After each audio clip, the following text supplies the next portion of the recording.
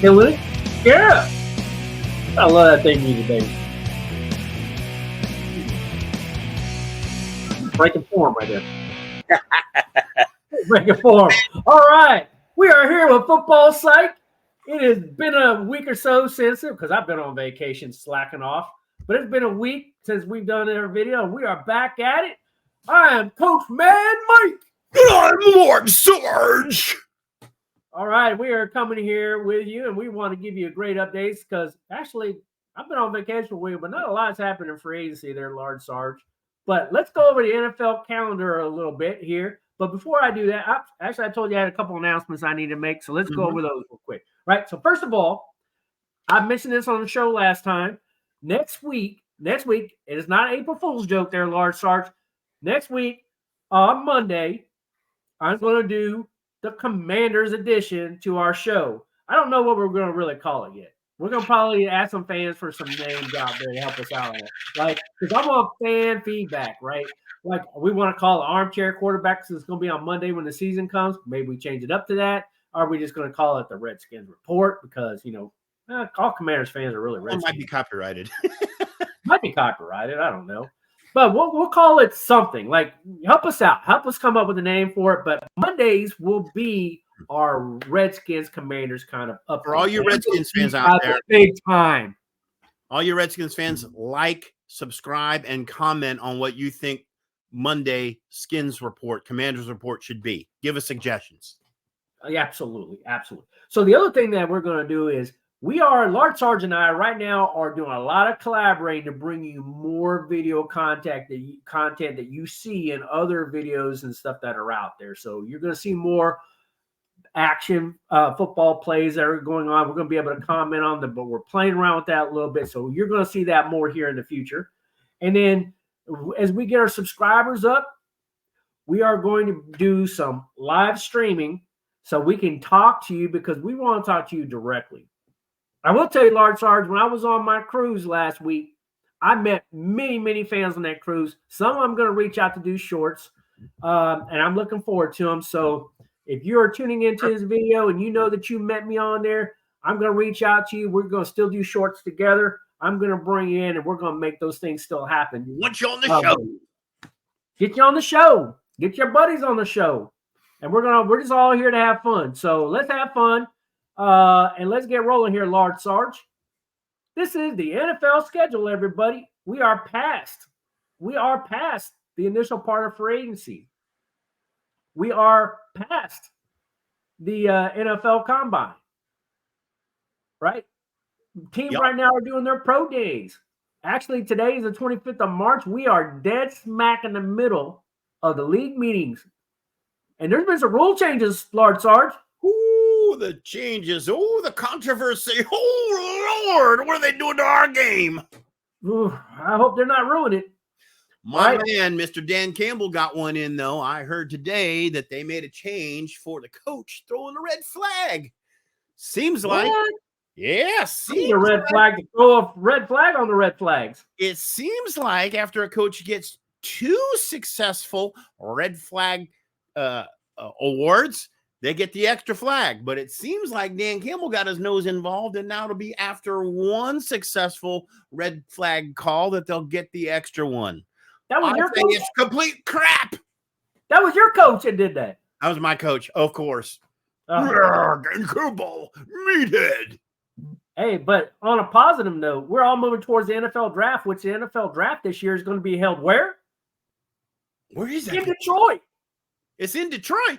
It's in Detroit this year. We gotta go. We gotta go. Oh my gosh, we gotta go. We gotta make this happen.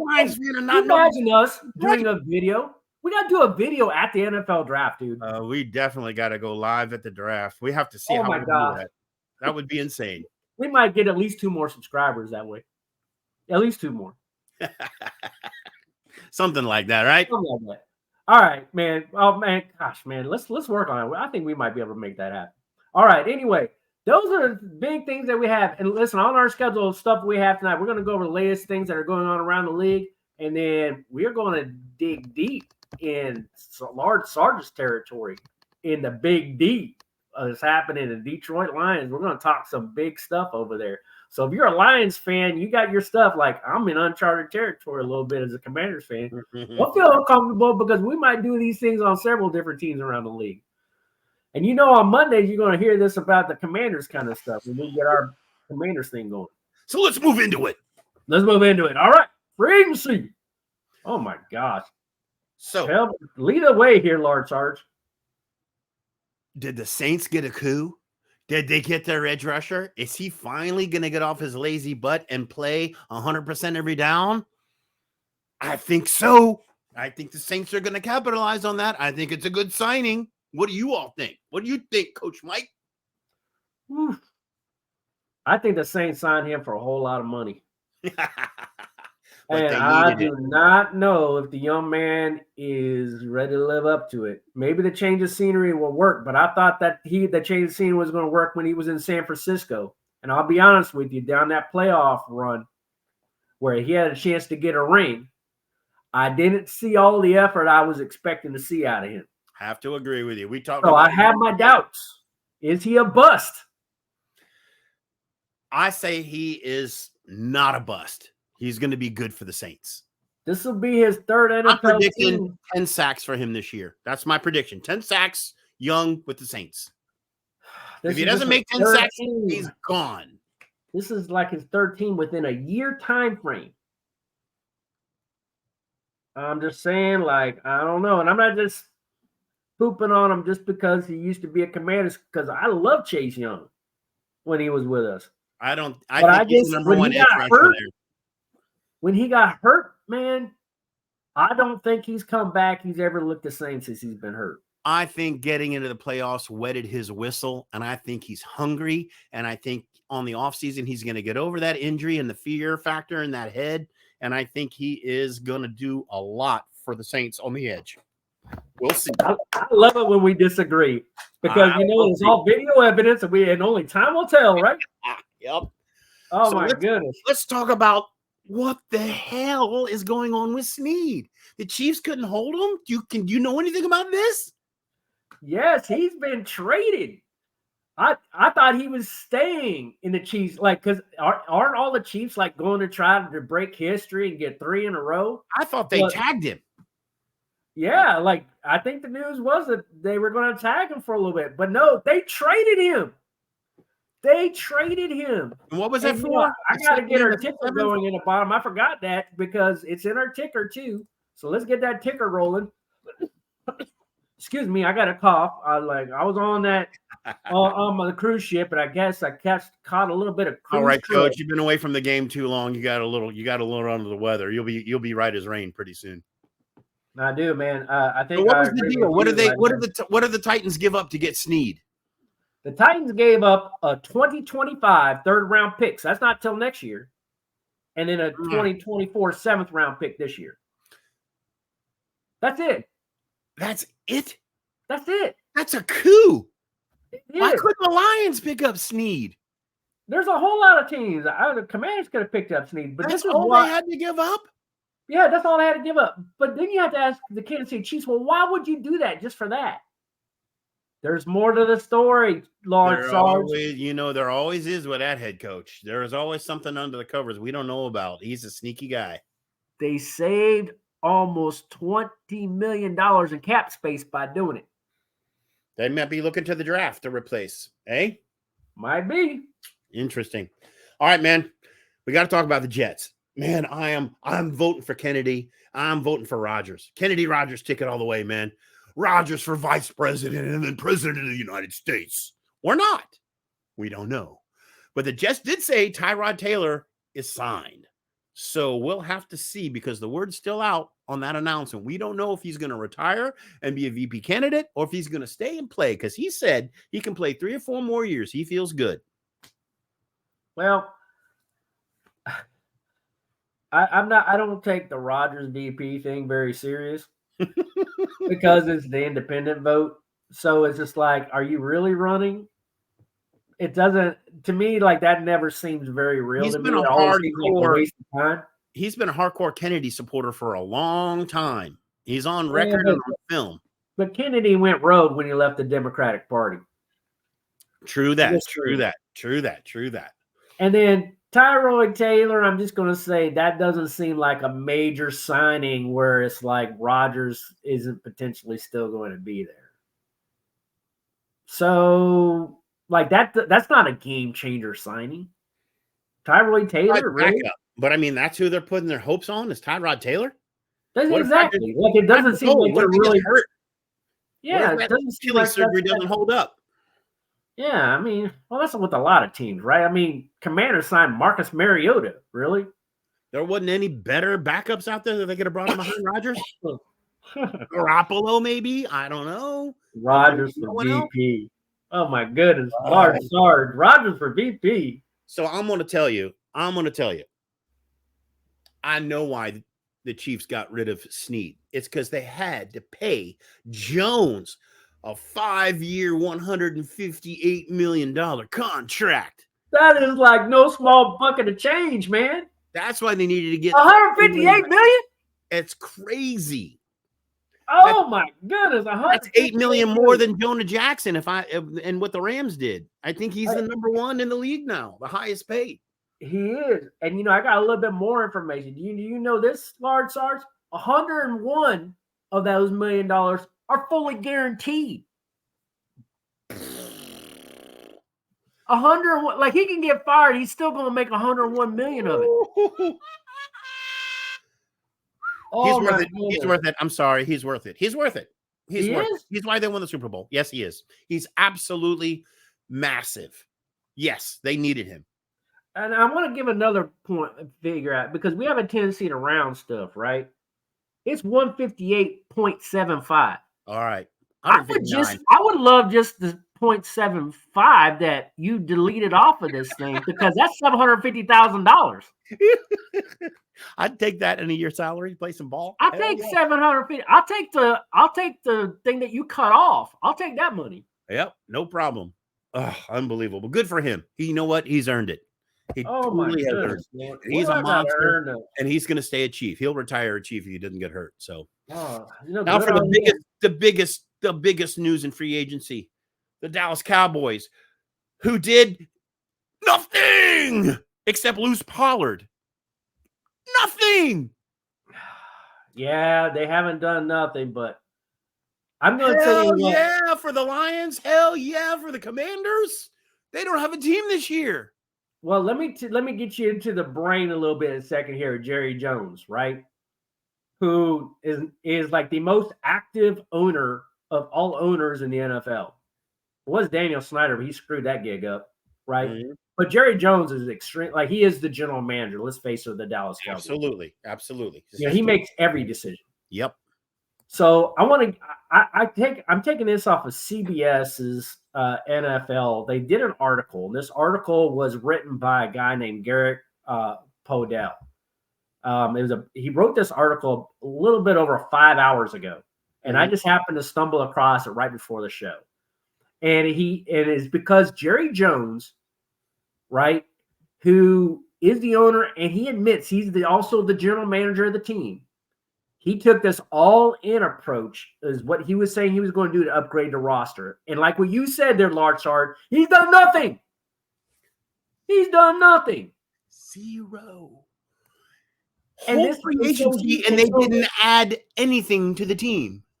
And so reporters started approaching him and saying, "Where was this all in there, general manager, owner Jerry Jones?" And he's just like, "Well, I signed a linebacker for a little bit less than $10 million in Eric Kendricks. Whoop-de-doo. But I've spent the lowest. For a guy who said all in, he spent the lowest out of any team in free agency. Like dead last. I can understand because, that stadium's getting old and they don't want that damn screen to fall down in the middle of the 50-yard line again. That's a lot of maintenance he's got to take care of there on that stadium. I get it. How does a guy go from being all in to rehauling the roster to spending the lowest amount in free agency? It's America's team, and they absolutely did nothing in free agents. Like literally didn't add one piece. Matter of fact, they went down by losing Pollard. Here's the reason why. Because I did a little bit more digging. they really don't have any cap space, but they had the opportunity to free up a lot of cap space to rebuild it. What they had to do was restructure two people's contracts, Dak Prescott's and CeeDee Lamb's. CeeDee Lamb's guaranteed almost $18 million this year. Yeah. And Dak Prescott is for the last year of his contract is almost $60 million. Yeah, he's worth it. They have to do that. They can't leave. But no. They could have re-signed these guys to contract extensions, spread the money out, and open up a lot of cap space in order to make a run and do a lot of things in free agency. But what Jerry Jones decided to do, according to this article, and I think that this guy from CBS here, this Garrett Podell guy, did a really good job of explaining it. He must have some good knowledge of what goes on there in Dallas, because I really believe what he said, that Jerry Jones made the decision to make both CeeDee Lamb and Dak Prescott play out these final years and run it again this year before agreeing to long-term extensions on these two guys. Mm-hmm. And he says, I want to see you actually get it done this year. Otherwise, changes are coming. I'm sorry, he's a dumbass. That's my personal opinion.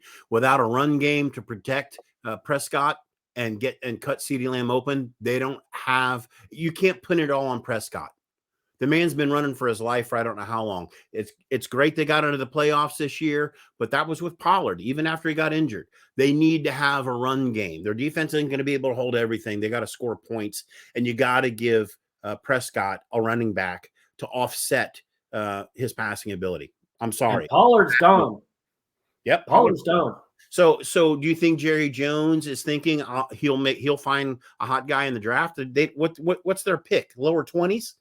In the draft? Yeah, they're going to have to they're definitely going to have to address the running back position for sure in the draft, because they need help. They definitely need help. So, I actually thought for a little while Aaron Jones was going to go there, but that didn't happen.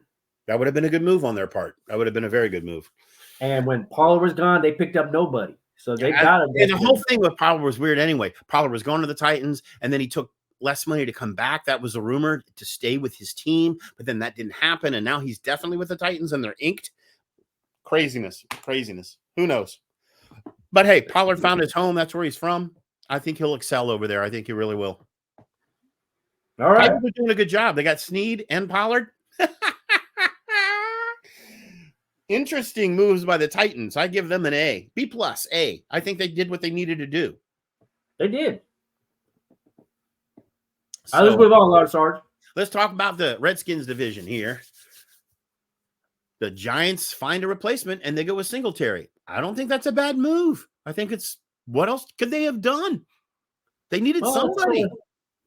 It's a re-signing. I mean, but it's not like he's going to be their number one. Yeah, but Saquon Barkley, you can't just replace him. That's a huge loss.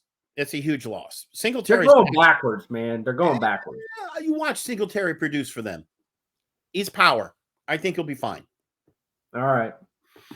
You told me about this there, Coach Mike. You got to bring the heat, because you told me about this, and I had to get myself up off the floor after I died laughing. But go ahead. Let me hear this. Yeah, so for a couple of the free agent signings, they've already awarded, I think it's like 5 or 6 jersey numbers to some of the 15 or so guys that they signed in the offseason, right? And one of them was our quarterback, Marcus Mariota, who will be wearing the big old goose egg, which I think exactly is what he is a goose number egg. in the NFL. I think it's a secret tell that the Commanders are just not going to do anything again this year. They're going to be a goose egg. Oh gosh. And I love my boys, man. I do, man. But like, I do too. I love me some Commanders, but like, we're gonna have a quarterback go out there filled with a big old goose egg on his thing. I think they actually have a chance to beat Dallas this year. Oh gosh. Maybe the Giants. Depending on how they come out of the draft, they might actually. Maybe the Giants too, considering that they don't have Saquon Barkley anymore. It could be it could be Philly. the Commanders, Dallas, and the Giants. It could. Let's see how that rolls. We'll come back to this and look at that and see how that rolls. It could be. Depends on the draft, right? Depends on the draft. Yeah. So I'm glad Dylan stayed in Green Bay. It was a good move for them. I hate it because we have to play against them, but they had to do it. They couldn't let Rodgers and Dylan go. So Dylan staying. They'll pick up another guy to back him up in the draft. I think it's a good move. Well, they still got Josh Jacobs, don't they? Yeah, they got Jacobs. Sorry, Dylan's going to back up Jacobs. That's correct. That's correct. Dylan's going to back up Jacobs, and they just signed Jacobs to a 4-year, $48 million deal with $14.8 million signing bonus. So to me, Dylan, I think is just okay. We know our guy. He's their third down guy. He's going to be. Yeah, we know our guy. We'll just keep him in there. So it's a good move. They'll make a good team. So yeah, I'm okay with it. All right. So the Vikings give up Cousins to the Falcons for a ridiculous deal, and they go with Darnold. Sam Darnold. What do you think about this? As a Lions fan, I love it. Hell yes. We're going to stomp the hell out of the Vikings this year. Well, I got my coaching hat on, right? Yeah. They're not done with this position yet. Really? They signed Sam Darnold to a 1-year deal. That means I'm not real serious about you. You think they're going into the draft? I think they're going to the draft. Mm-hmm. And I think that they are going to position themselves to get think maybe JJ McCarthy. Think about top 4. Knicks. They're going to trade up 4 or 5. Get past the first 3 quarterbacks and get to the 4th, 5th, and 6th quarterback, unless they move up in the draft. Which I think, you think they'll trade up to get a quarterback? I think that they might, because I think the number 3 pick to move up there with New England, I think it's reachable. So it's possible. I think anything can happen in the draft, right? So I think that's what they have to be thinking. But I think that they're not going to come out of the first round without a quarterback. Mm-hmm. I think you're right. And then I think what you do is you take them and you have a quarterback competition. Is Darnold the guy and you let your rookie sit, or does Darnold become the backup and mentor to the rookie if he's ready to go? Which, as a worst case scenario, ain't too bad. He's got NFL experience. So right. Whoever the rook is going to learn something from Darnold. That's for sure. He's going to learn something. So I think that's what's at play. Yeah, I think that's what's at play here. I think you're right. What do you think about Garoppolo to the Rams? So, yeah. What do you think about the Garoppolo to the Rams? You know what? I'll tell you something. Sitting behind Brady, learning from Brady, the guy's locker room knowledge, his school knowledge in the game, I think is a valuable asset. I've been in his corner for a long time. I don't think he's ever gotten a fair shake, but that's because he's so damn consistent. I'd like to see him be more consistent. And they needed some experience behind Stafford anyway, because Stafford, is getting up there in age, and he could be a really good backup to Stafford. I think it's a good move by the Rams. I think it was only a 1-year deal or something like that. So it is. It's a 1-year deal. So, I think it's a good signing by the Rams. I think they improved their locker room by putting them on. So I'm just wondering what was up with the Raiders. They only had him for a year. What would they not like in him to re-sign him? There's something that didn't gel, obviously, right? Something didn't feel good. So I agree with you. As a backup behind Stafford, I think it's a pretty good move. Yeah. All right. So the last one I had up this week was San Francisco signing both Allen and Dobbs behind Purdy. So they put 3 quarterbacks, not practice squad, but 3 on the roster. What's going on? I don't understand. It made me think. Should I ask the coach about this? Because I don't get it. I'm a fan. Why would they do that? Well, I think, first of all, when you look at what's happening with Purdy, I think you're going to have a quarterback competition for the number 2 seed. Who's going to be the guy that's really backs up Brock? Is it going to be Dobbs? Is it going to be Allen? Allen is a re-signing.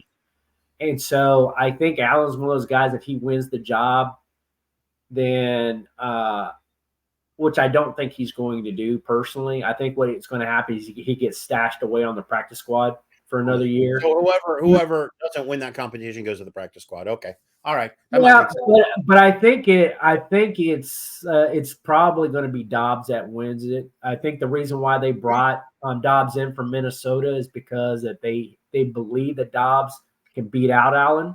Like, you don't sign a guy like that unless you think he's better than the guy you have.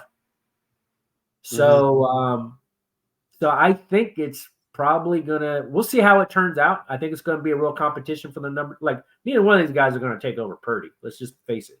No, they got all their chips and their nuts in on Purdy. So and deservedly so.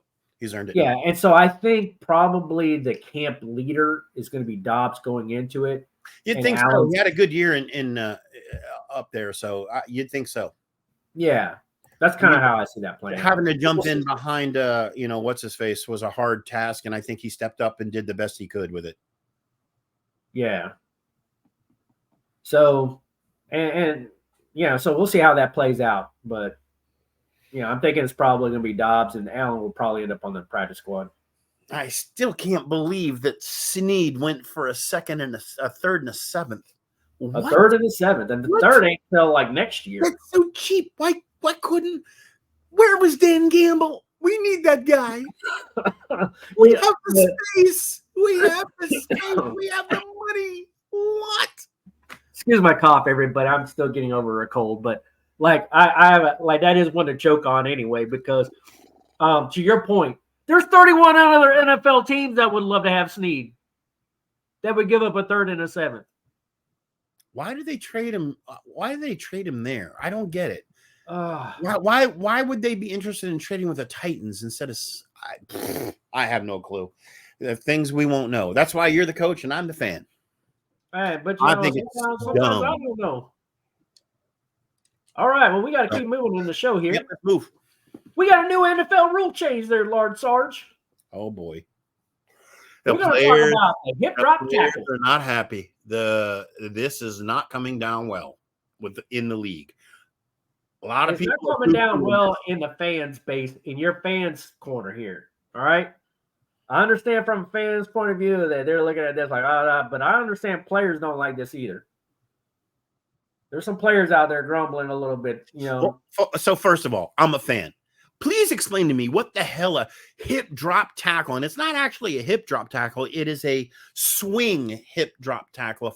If my research has it's a swirl. It's a little bit of a swirl. So I'll explain that when I get to my next little cheesy slide. And oh, by the way, fans, we're going to get rid of these cheesy slides and upgrade. Just bear with us. We're going to upgrade over time.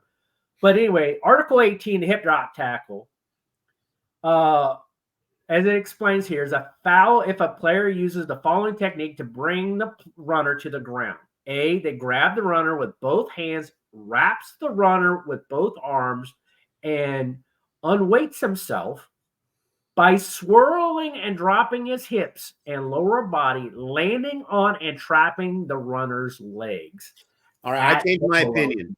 Congratulations to Dan Campbell for getting the extra red flag after a first successful red flag, because I guarantee you this will be the number one call that's going to get red flagged. The refs don't know what it is. So I love to show you. Coaches don't know what it is. How the hell are they going to?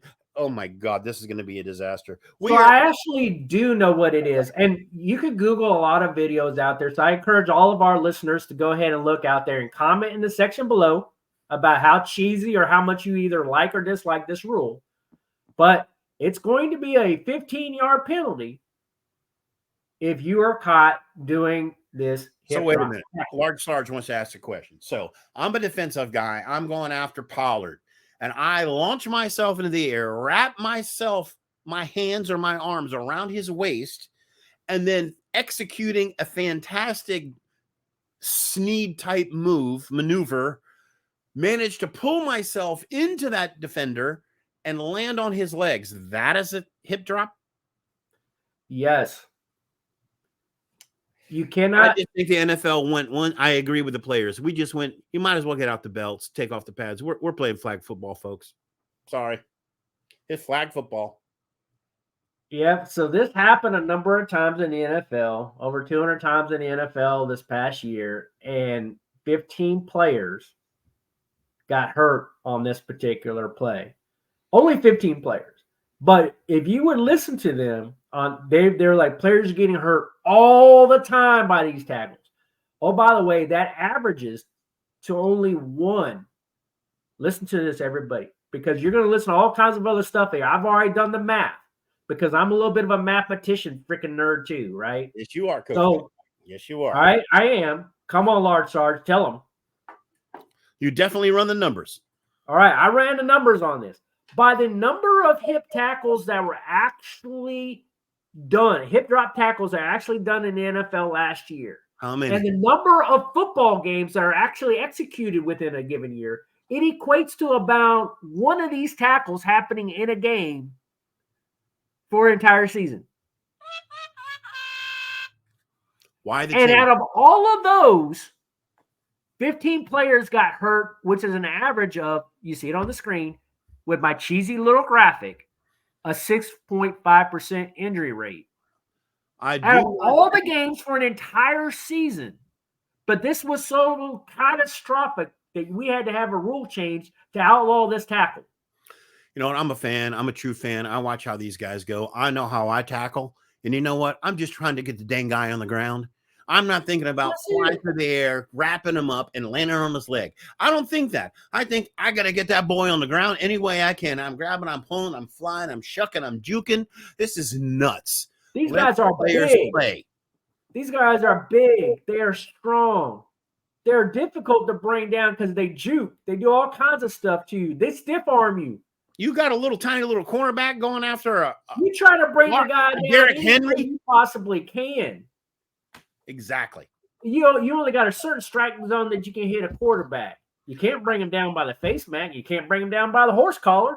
Now you can't even do a hip drop tackle. I cannot believe this was subject to a league rule and that the percentages weren't put up just like you put up there, Coach Mad Mike. Thank you so much. I can't believe that was one of the number one things that they felt they needed to adjust in the game in order to make it safer for the players. I get it. I'm all about player safety. Don't like to see injuries like my boys on the field every single down, but it is a contact sport and people get hurt.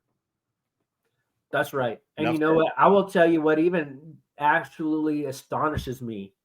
This was a unanimous decision by the owners. Yep, across the board. Like this unanimous decision. They don't understand. Not a single owner dissented on this one. Yep. Wow. Craziness. Whew. I don't know. All right. Well, there you have it. So we're in that time of the show where we all promised you it was coming. Large Sarge wants to break down the Lions defense and all these crazy moves that they had because you guys have made some moves, man. I think we made some really good moves. And you know what? I'm going to give them an overall BB plus. Where we could capitalize in free agency, I think we absolutely have capitalized in free agency. So the number one thing is the defense. That's where we had all of our issues this year. So let's break it down by squad. So on the D line, we added DJ Reader. I think it's a good sign. He's older. He's got some age issues going in there, but it's a short-term contract. I think it's a great add to the line, and I think it bolsters it. Along with McNeil and Alualu and Martin and Unzawerki, I think it's filling a hole. Edge rushers. I think adding Davenport alongside of Hutchinson, it's going to be fun to watch this season. I really do. Davenport's a double-digit sack potential kind of guy, and you add Pascal and Houston in there on the rotation and maybe another player in the draft, and magic in that edge position could happen. Linebackers. Well, can I give you my less than ideal. Go ahead. Yeah, can I give you my comments on the line? Absolutely. Yeah, absolutely. Yeah, so I do like the JD Reader signing. The more and more I study what Aaron Glenn's doing with this defense, the more fascinated I get. Mm-hmm. You know, I got a little motivated earlier today when I was watching the MIDI video of the Lions and listening to Dan Campbell. So I got all pumped up. But you got to get down to some of the other coaches to figure out what's really going on, right? Right. And so I was looking at Aaron Glenn. I ran into an article, and I don't have it in front of me right now, but he talked about 2 years ago wanting to switch this team from a 3-4 defense to a 4-3. Right. Exactly. Yeah.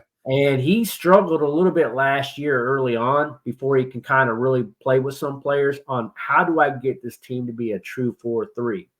And so he ran a little bit of a hybrid because Bugs really wasn't the other guy to make it happen. Bugs is going. Yep. Right. I think this helps Aaron Glenn get to the 4-3 that he wants to. Do you think they'll pull it off this year, or you think they're building? I think they're going to pull it off this year because I think JD Reader is a huge signing for them to pair him up with McNeil on the inside. And by getting a guy like Davenport, I don't agree with this one that I got from Overlords about how they have Hutchinson playing as the other. They call him a rush. They don't call him a defensive end. It's because I think that they're going to use him as a hybrid kind of guy. He's going to sometimes play linebacker, and there's sometimes he's going to play edge. He's going to be the ultimate spy. He is. And when he's playing at the linebacker position, you see who's right behind him, John Pascal. John Pascal is going to be that edge rusher coming in fresh when they want Hutchinson to play more linebacker. And that's going to be a freaking nasty combination. Well, and so I like these signings. I like Davenport and I like JD Reader a lot. All right. Well, my opinion on the linebacker core is it's less than ideal. I mean, Anzalone's a standout. And you have other guys who are uppercomers like Barnes and Campbell who put in good numbers this year. I think as a group, they're going to do decent enough in pass covers that they'll get by, but I don't see how it can improve any more via free agency or draft. I don't know what they're going to be able to do to improve that linebacker core the way it is, but maybe Coach Mike, maybe you got a point there with the way they're planning to do that and then move over. So let's talk about the big. Go ahead. I think Hutchinson is going to be able to kind of help that linebacker core when they need more of the 4-3, like the traditional, because when they're going with the nickel, you can have Pascal resting and have Hutchinson come off the edge because that's when Brian Branch is going to come in on the nickel, right? So I think they're going to be okay, and don't sleep on Jack Campbell. No, Campbell showed a lot of promise this year. Yeah, I think he's an up-and-comer. Outstanding, but a lot of promise. Yeah, he's in development. He's in development, but I think he's got a chance to really develop. Yeah. So let's talk about the biggest news going on in free agency. Thank God, the stars aligned and we cut Sutton. Thank you, Sutton, for being a pinhead. Thank you, you trip master. Thank you, you untackler. Thank you, you idiot. Because I don't know what happened after you left the Steelers, but you lost it, bro. You lost it. And you're just as much of a bum on the field as you are off the field, apparently. Oh, my goodness. Called him a bum. A bum. We need to get it. Listen, I think I've watched that replay of him tripping himself behind CeeDee Lamb on that 80-yard run in the playoffs when he literally just tripped himself and let CeeDee Lamb get away. And I have nightmares. I can't get back. I got to tell the fans something here. You wanted to put together a video montage on this guy tripping himself all the freaking time. Eventually, we're going to be able to put that together. It's coming.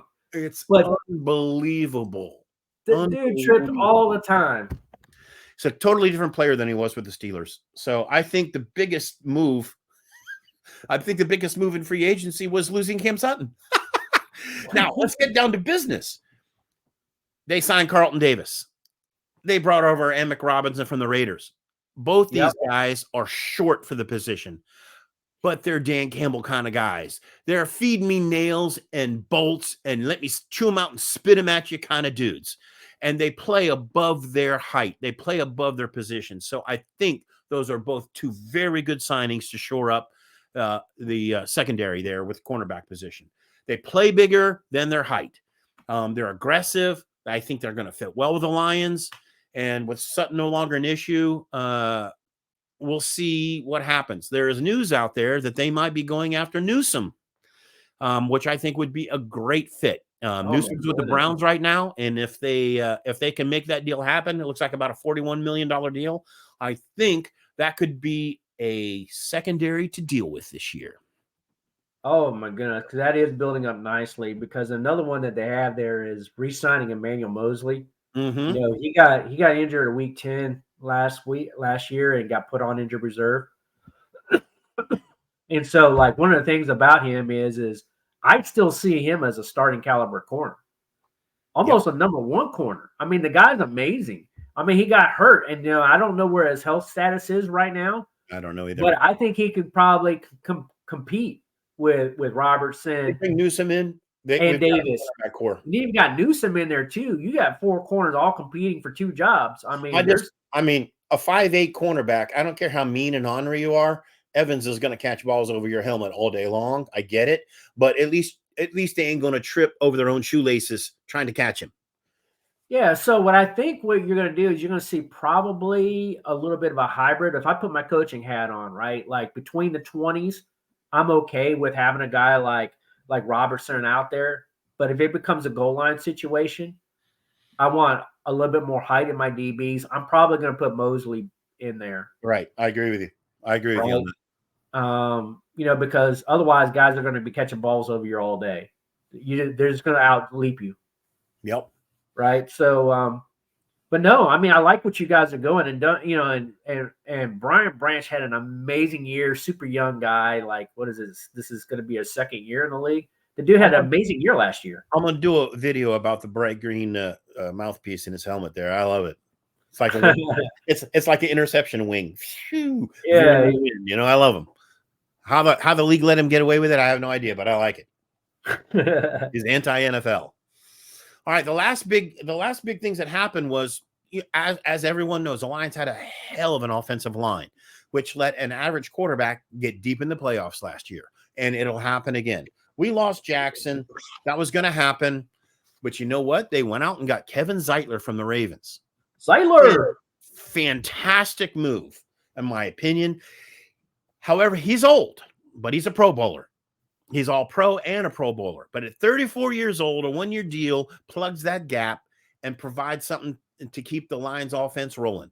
And of course, they re-signed Glasgow for a $20 million deal. So I think the issues surrounding Jackson leaving have been completely, totally covered. And I think it was a great move by the Lions to do that. So do you think that they've been completely, totally covered, or did they stopgap it for a year? It's a 1-year stopgap. But it allows you to run. They're going to have to draft someone that they can bring up. But he is a plug and play Jackson fit, a little bit healthier, even though older. As long as he stays healthy, that offensive line is going to rock this year. I have to tell you, one of the things I'm going to be very intrigued by, and we've got to watch the draft together. I'd love to be able to film an episode at the draft if we can make that happen.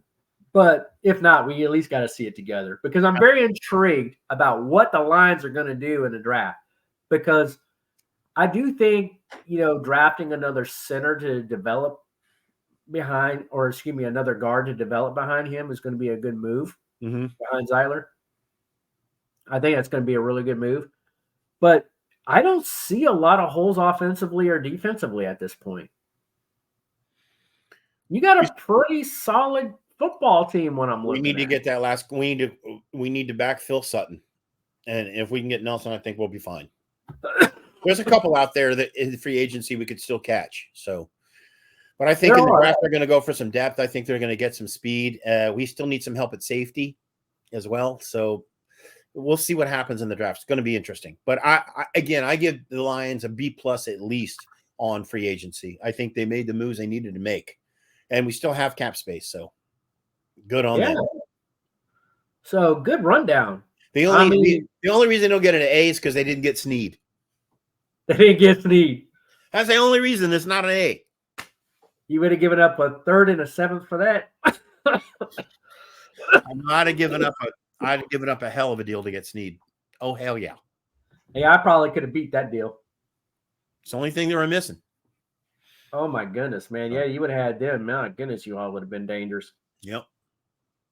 It just makes you scratch your head. Like when something like that's available, it's just like, why not? Did you just not believe that you could get them? They saved enough money. So there was initial talk they were going to go after him. That was a rumor. It was? Yeah. There was initial talk of that? It was very rumored that he was a top choice for the Lions. Absolutely.